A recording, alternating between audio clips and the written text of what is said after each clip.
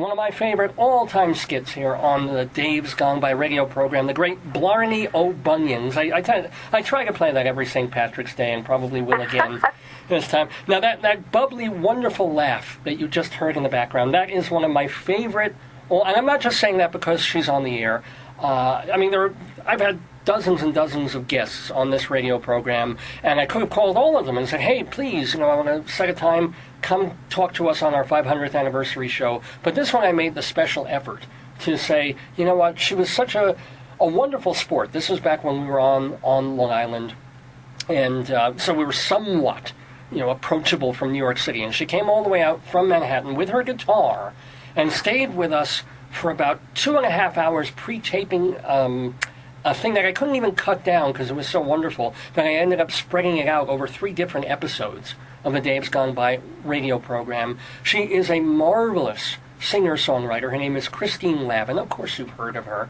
And not only that, she's just the sweetest person, and she's been very encouraging of other singers and songwriters in their careers, which you don't always find. So she is again giving up her time to share with us live on this March 7th, 2015, in the Daverhood. She just woke up like 5 minutes ago to do this show.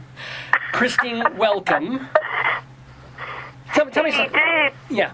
By the way, I'm an Irish lass, and I've got a bone to pick with you over that recording you just did. Not all Irish people drink and throw up like that. Some know how to throw up silently. Oh, really? They do the silent splatter. Wow. Yeah. In fact, you know Megan McDonough? Yeah, I've heard of her, certainly. And she was the bitch and babe, wasn't she? Yeah, she was one of the bitch and babes. She lived in Chicago, and she was once in a production of Quilters, and where she played guitar and sang on stage. And at one point, there was a flu bug that was going through the entire cast, and it hit Meg just as she was about to go out on stage with her guitar. So she turned and threw up into a trash can, wiped her mouth and came out with her guitar and sang the song, and then came back and threw up again. And at the end of the performance, the director said to her, Megan McDonough, you are so meant for the stage. You don't sweat in your face, and you know how to hurl silently. Wow.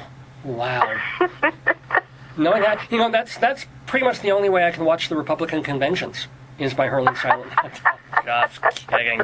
So you're amazingly enough, Christine is in Massachusetts. She somehow made it there. You went by train, and they had to delay the train for like an hour because of ice. Was that the deal? Yeah, well, actually, the train was 3.5 hours late getting in, and somewhere between New London, Connecticut, and the next stop, whatever it was, the train suddenly just went dead. All the electricity went off, all the lights went off, and what happened is there was ice buildup on the wires above the Amtrak train, so the guys had to get out and knock the ice off, and somehow they did it, and we kept going. But it's just amazing here because they've had so much snow, and it hasn't melted, and there's giant mounds of snow that at night look like scary snow monsters. Really, there's 9 and 10 feet tall on every street. It's just amazing. And did they make the record? I know Boston was 2 inches away from the record a couple of days ago. I don't know if they got any more. I'm not sure. I know that they're very close, but I'm just praying that if any more snow comes, it's after I leave tomorrow.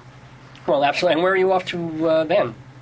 I go back to New York. Tonight we're playing in Wakefield, Massachusetts. I'm doing a weekend with a guy named Don White. He's a very, very funny, he goes from the stand-up world, in fact, comedian with a guitar, and I'm staying at his house right now with him and his wife. And next week, on the 16th, we travel to Western Canada. We've got 5 shows up there, and then I go to Los Angeles and then to Seattle. So I'll be out for about a month out on the West Coast. Now, hopefully. How much snow do you have there in Denver? Well, we're up in Greeley, as a matter of fact. We're an hour and 15 minutes of smells away from Denver, Colorado. But we've had, I don't want to jinx it, because we can still get a lot of snow in March and April. But I think we've underperformed. Denver's gotten more than we have up here in the foothills of the mountains. It's been fine here. It's 60 degrees here today, almost. It's gorgeous. Oh, Oh, God, I love it out there. I had my boyfriend, he died 2 years ago, but he had a house in Aspen, and I used to visit him out there, and I just love that part of the world. Oh, my God, did you write the Aspen song about, or you wrote that many years earlier, though, or not? Yeah, that was back in 1981, I think. Yeah, I was, he's a lawyer. He was a lawyer, and he had a firm in Aspen that he was an associate of whenever he was out there. So one night, we went out with some of the other lawyers and their wives at the Caribou Club, which is like the real fancy place in Aspen. And I won't say her name, but the wife of one of the lawyers leaned over to me and she said, "Christine, just look around. Isn't this great? Look at all these beautiful people. Nobody's fat in Aspen." And she thought that was like, she was kind of a superficial type of person. And that was one of the greatest things she thought about the town.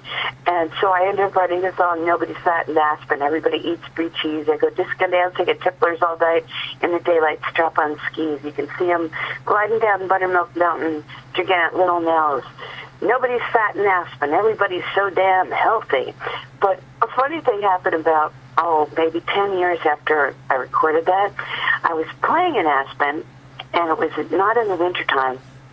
It was in the summer, and I checked into my hotel, and the woman behind the desk, I'm not kidding, she was a beautiful woman, but she was about 400 pounds. Oh. And so I did all the paperwork, filling out, getting in, and then she leaned across the counter, and she said, "Ms. Lavin, about your song." Oh, no. That's all she said, and we just laughed and laughed. Oh, oh, that's great. That's great. We are talking, by the way, with the one and only Christine Lavin, who wrote "Nobody's Fat in Aspen" and lots of other terrific songs, including, I'm forgetting the actual title, but the baseball song that everybody knows and they play on FUV all the time. Oh, speaking of WFUV, you had something to mention about that. Oh, yeah. Next Sunday, on March 15th, from 8 to 11 Eastern, which I guess will be 6 to 9 Mountain Time, I'm sitting in for John Platt. Is that right? Do I have the timing right? What is it Eastern you said? It's 8 to 11 p.m., right? Yeah, no, a.m. Oh, a.m. Ooh, 11 a.m. That would be 6 in the morning here. Show. Yeah, 6 in the morning here until 9, yeah. Till 9, but it'll be archived for 2 weeks after that. And so I get to sit in for John Platt, and I've already recorded the show. It's in the can. Don't tell anybody because people think it's live, but are you kidding? I mean, I got up at, 5 minutes to 3. I could never do a radio show at 8 o'clock in the morning. But I spend, I get to guest host maybe once or twice a year, so I spend so much time on it. And I try to mix in as many unreleased recordings as I can find by people I love. And also, I try to squeeze in some theater stuff that fits under the umbrella of the singer-songwriters that they play on WFUV. And one of them is a guy named Ben Scheuer. And he's right now, if any of your listeners are going to be in New York City over the next month, because the show ends actually March 29th. He's in a show called The Lion down at the Lynn Redgrave Theater, which is 45 Bleecker Street in New York. And he's just a solo singer-songwriter with a really compelling story. He has 6 guitars on stage.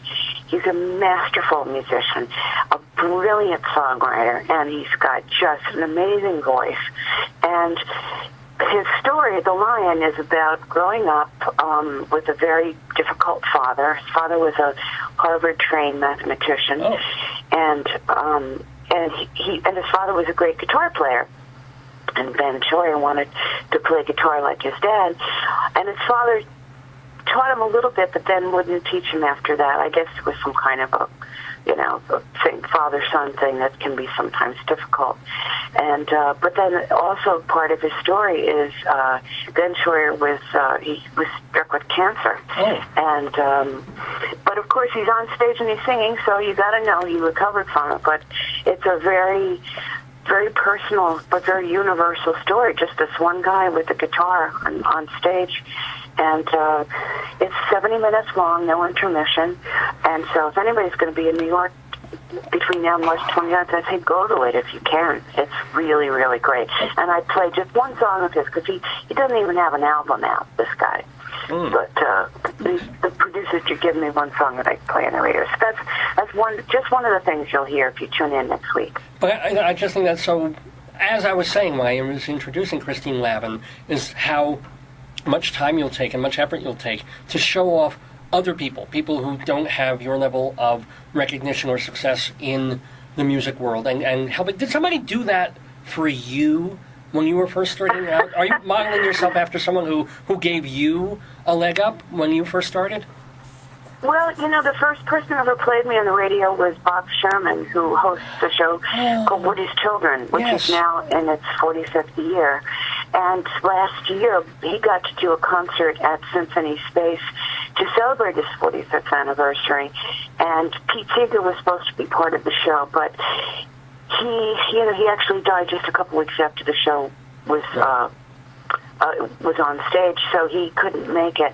But Bob Sherman included me, which was, really, really nice that he did that. And then part of it was broadcast on PBS, but I was cut out. Oh, I'm sorry. I ended up on the cutting room floor for the broadcast, but I have on the DVD, and that makes me really happy that he was able to do that. And he's one of those people that I've been for a long time saying, I got to get him on the show. If you, not right now, but if you have a contact for him that you can email me, I totally would love to interview Bob Sherman. I'm sure he'd love to talk to you. He's had so many amazing people on his show over the years, and he's one of the few, because he tapes in advance, and he loves to play people for the first time on the radio. And he will actually email them and let them know when they're going to air. So I know all of these people who had little radio listening parties because they knew in advance they would be on the radio for the first time. And there's not many radio people who will do that. I mean, you're one. Thank you, David. Oh, you're welcome. Well, you were already pretty well known by the time I had you on the radio show. I already had your albums and stuff. But here's something, since you're a New Yorker for the most part still. Oscar Brand was on our show a few years back, and as far as I know, he still does the Folk Song Festival on NYC. It's only on like AM radio, but do you know if that's still there? He's still doing it? Yep, it's been more than 60 years. So I think it's 69 years or something like that, yeah.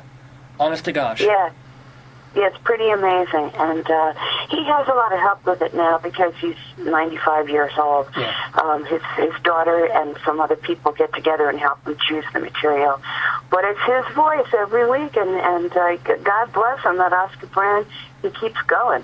Oh, I know, and I wish NYC would make the shows available online. I would listen now and then, but they don't. By the way, one thing I got to tell you that I'm really excited about, and I just discovered this 2 minutes before you called. There's a new play on Broadway by Larry David, the Curb Your Enthusiasm guy.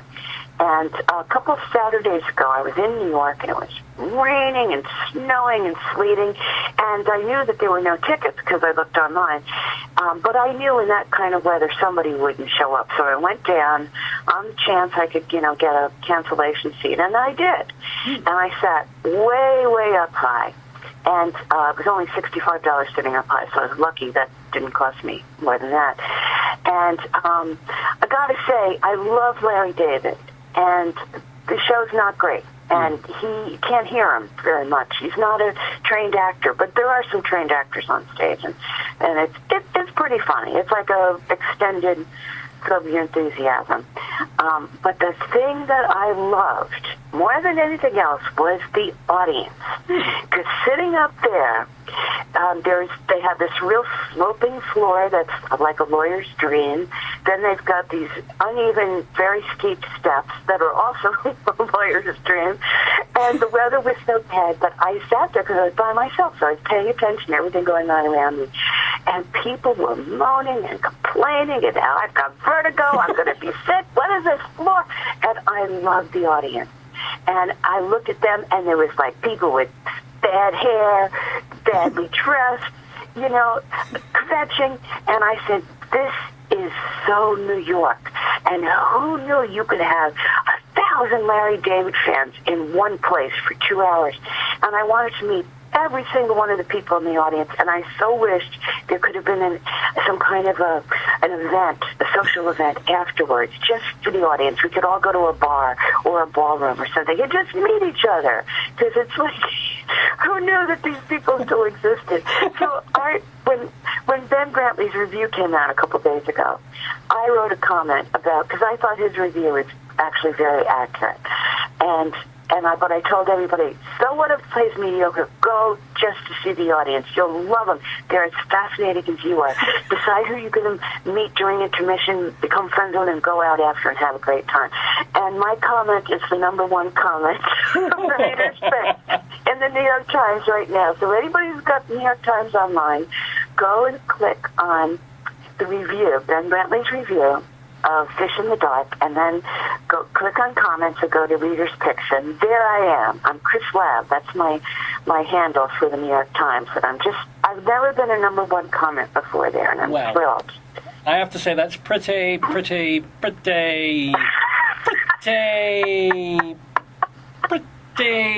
impressive. It is. Well, what would you say a Christine Lavin audience is like? When you get a cross-section of the folks that you play to all over the country, in Massachusetts, in New York, and you tour, is there a certain age, a certain type? Are you all NPR listeners? I mean, what? It's very interesting. I'm doing a song in my show now that was written by a guy named Daniel Kaner. He's a British singer-songwriter. In fact, I'll be playing him next week on the WFUV program. He was on my show a couple of weeks ago, I should say. So, yay. Daniel Kaner was? Yeah, Rabbi Saul Solomon interviewed Daniel Kaner, like when he was doing his show off Broadway. Oh, my God. Yeah. Oh, I'm sorry I missed that. Well, his song about his grandfather, Isaac, because I cover that song now, and I'm really fascinated, because I'm older. I'm 63 years old now, and I've never heard a song quite like Daniel's song about his grandfather, Isaac, and it makes me wonder about the secret longings and the secret love lives of grandfathers out there. And last night I actually asked, do we have any grandfathers in the house? And a whole bunch of hands went up, and I said, you fascinate me. It was funny because there was one grandfather in particular who I think he took me, personally, and he came up to me afterwards and asked me, where do I go? And he thought I lived locally. I think he was really a grandfather. He was really beyond the age I would really consider dating. Obviously, he looked at me as now in his dating pool. Well, have you been, you mentioned that you very sadly lost your partner about 2 years ago. Have you been dating? Are you in the market? What's your situation? No, you know what, David? The guy that I loved was such, I was never public about it. He never wanted, a relationship known, because he's very private. But I wrote a lot of songs about him. I wrote Good Thing You Can't Read My Mind. I wrote What Was I Thinking? And my most requested song is The Kind of Love You Never Recover From. And I have not been able to sing that since he died. And people ask me for it, and when I tell them why I can't do it, then they feel terrible. Because they can see that I almost tear up. But he was... He was really a brilliant lawyer and a playwright and a great skier and a great bicyclist. He used to go on these crazy bicycle tours around the world. He was very serious about all this stuff. And he's the kind of person that is larger than life, and you don't get over. I don't know if I'll ever get over this one, and I still dream about him all the time. And sometimes I think that he's trying to reach me in my dreams, or sometimes I'm trying to reach him in my dreams. I don't know. So I kind of feel that. And the other night, 2 weeks ago, I can't remember where I was talking about it afterwards to some people who I knew. And I said, I don't know if I'll ever get over this. And this woman said, oh, you won't.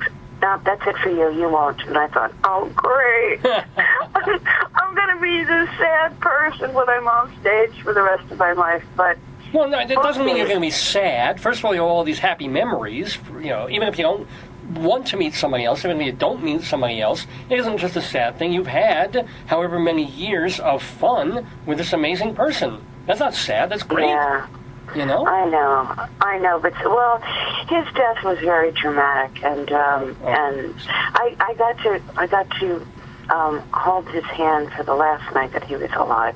And I actually watched the color from his fingers drain from, pink to blue to gray over about 5 hours. And I still was so kind of in denial. I kept thinking, well, no, he's just not feeling well. He'll get over it. He had gotten a really, really bad cold. It was sort of pneumonia is what did him in. But that was the end. And, oh well, life goes on. I just...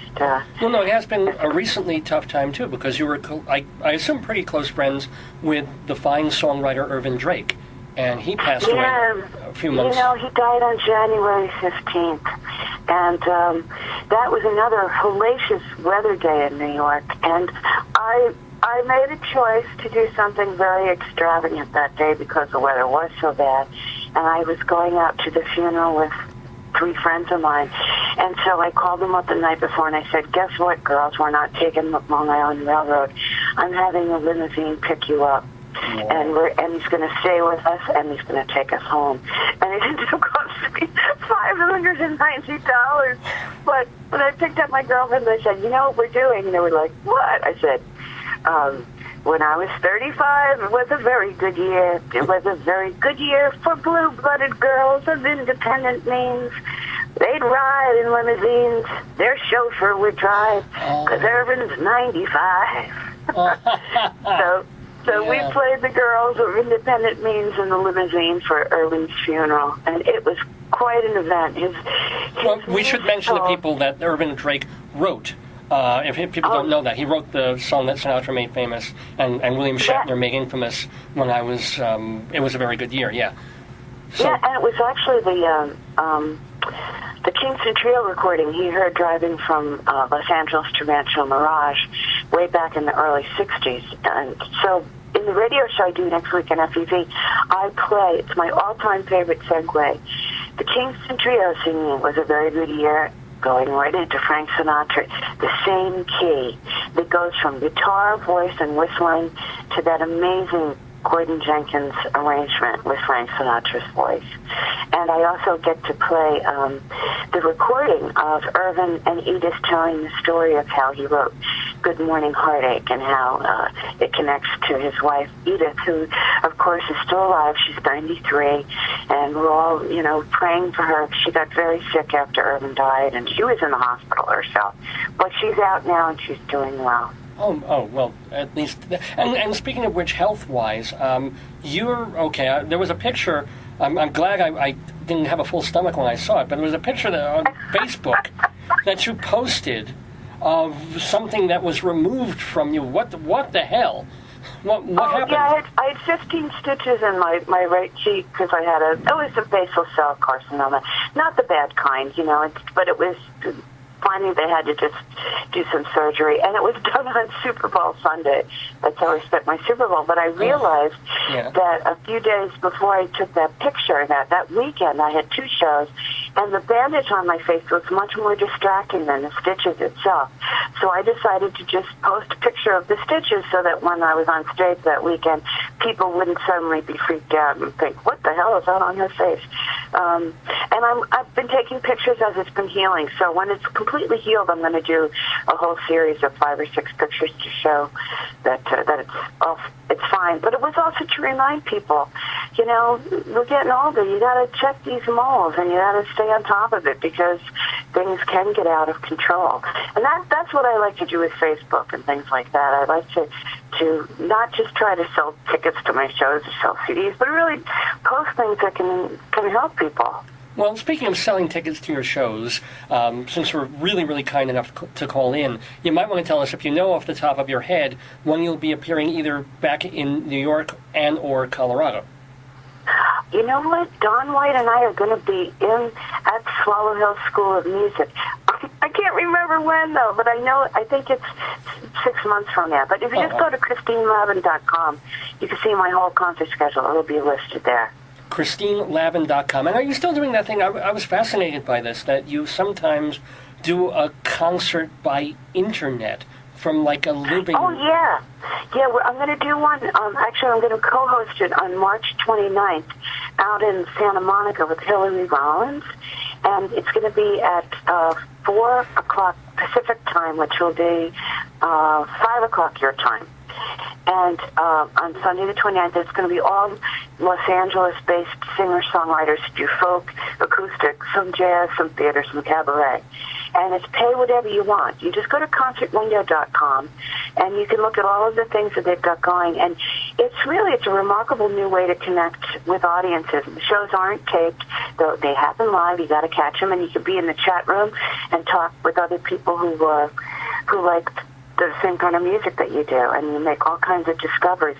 You go there, after your show. Don't go during Dave's show. Thank you. When Dave's show is over. Just go to concertwindow.com and see what's playing. Well, my show normally airs just from 9 until noonish Mountain Time, so it's way later. We're just going real late on this one because it's our marathon 500th episode. I should have been off the air like 2 hours ago, but that they're giving us the whole day here to do this. But, that's so great. Oh, yeah. Are you still, because the music business has changed so much, are you still going to work on CDs, going to put out new music that way? Is it all going to be just digital, or what? That's a good question, because I put out my 21st record in November. It's called If You're Drunk, You Cannot Buy a Puppy. Yes. And it's from a true story. True story, New York. But, I already have 2 or 3 new songs since that one came out. And, in fact, when I was lying here before I actually opened my eyes, I was thinking about, I have a new song called It's Your Funeral, Discuss. And it's about planning your own funeral, because if you don't plan it in advance, put some money aside, you're kind of left up to whatever your family, thinks is right, and it might not be what you would have planned.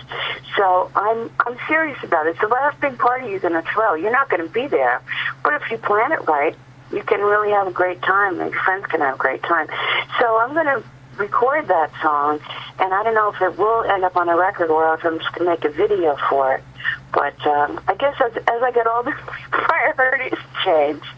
I would never have written a Plan Your Own Funeral song when I was 20, but, Well, hey, you wrote a song, you took an old song of yours, relatively, about Victoria's Secret, and did a video of that a couple of months ago, and you posted that on Facebook, and that got a lot of hits, or on YouTube, I should say. Yeah, it's true. It got more than 1,000 hits the first 10 hours. But, of course, I don't kid myself. They're not there to really listen to my song. They're there to look at the girls in the underwear and wings walking around to my song. Yeah, I watched the video about 4 times before I realized there was music underneath. But it's a funny song. Yeah, that was fun to make, because there's actually one little section where the girl is walking in the exact rhythm of the song, and that was just pure luck. And last question I want to ask, because I know you have to get ready for your show, and I've got to do a bunch more on this show, but at this stage, what percentage of your songs would you say are quote-unquote serious versus ones that are essentially comic or fun, or what Tom Paxton might call short shelf-life songs? What's sort of the balance there? It's probably 70-30, funny versus serious, or 65-35, something like that. I'm never really sure. Some of one of the songs I wrote many years ago called Doris and Edwin, the movie, it's about a woman who works in the basement who gets a crush on a guy who works on the 37th floor, and she tries to run into him, and the building ends up catching on fire, and she runs out of the building, and he jumps out the window to get away, and then he lands on her, and they get buried together. Not your ordinary office crush, as you sing, yeah. Yeah, oh, you remember that one. I stopped doing that after 9/11 because I thought it was a little too weird, but originally I was trying to write a serious song about the stupid things you do when you get a crush on somebody you work with. And it's just, if anybody has ever had a workplace crush that never went anywhere, it can be excruciatingly embarrassing and angst-causing. But that's what I was trying to write. But instead I wrote a goofy movie, disaster movie in the form of a song. So I never know. I kind of lead where the songs take me. Well, we've been doing that for many years, and hopefully many more years to come, and I'm so glad that your music and your life and your personality is taking you once more to the neighborhood with us here on our 500th episode. Nice segue, wasn't it? Neighborhood. The neighborhood, get it? You're a funny guy. Well, thank you. There's got to be a reason I've been doing this all these years. And the reason that Christine does what she does all these years is because she does it so well. So make sure on March 29th to tune into concertwindow.com, was it? Concertwindow.com. And next Sunday at 6 in the morning, WFUV.org. And you'll hear 3 hours of really fascinating new material. Fascinating. By a lot of people. From a lot of people, and all guided and shepherded by this wonderful person that we've had with us this afternoon, Christine Lavin. Wishing you health, wishing you much more success and wonderful music in the days and years ahead. Thank you so much for sharing this time with us. And what I say to you, Dave, is ditto. Thank you. See you. Thank you, Christine. Have a great one. Bye-bye. You too. Take care. Bye-bye. And watch out for all the snow out there. Whoa, Christine Lavin calling in from Massachusetts. I told you she was special. I told you she was wonderful. I told you she's too good for for this radio program. She's just too. I mean, just listen to one of these songs. How does someone like me, get someone like that on the radio?